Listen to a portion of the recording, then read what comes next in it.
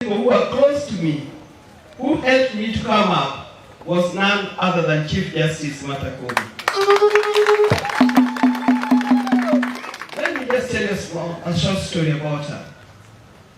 In September of 1988, after I'd been sacked, that was the first sacking. I was sacked twice.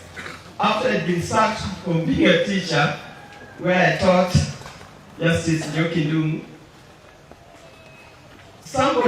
I had been, 1988 was about 6 and a half years after Raila had been in detention and had been released. And then 6 months later, he was put back in detention.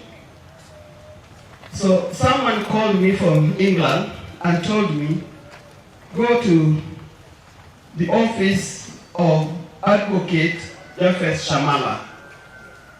And there we'll get lawyers who can now defend you.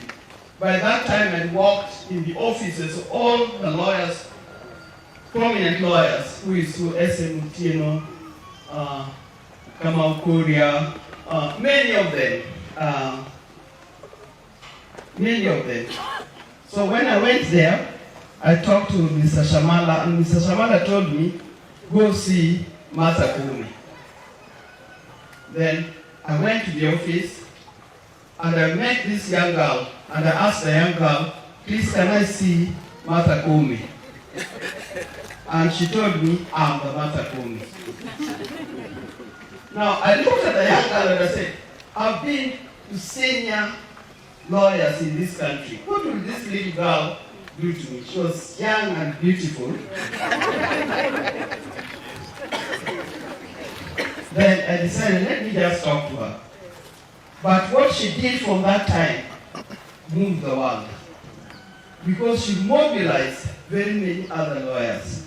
The following day, when we were going to court, when to see if Raila could be released or not,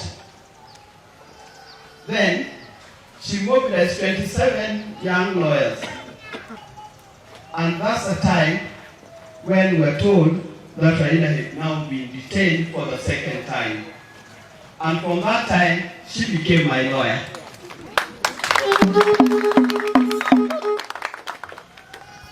We started the journey with her.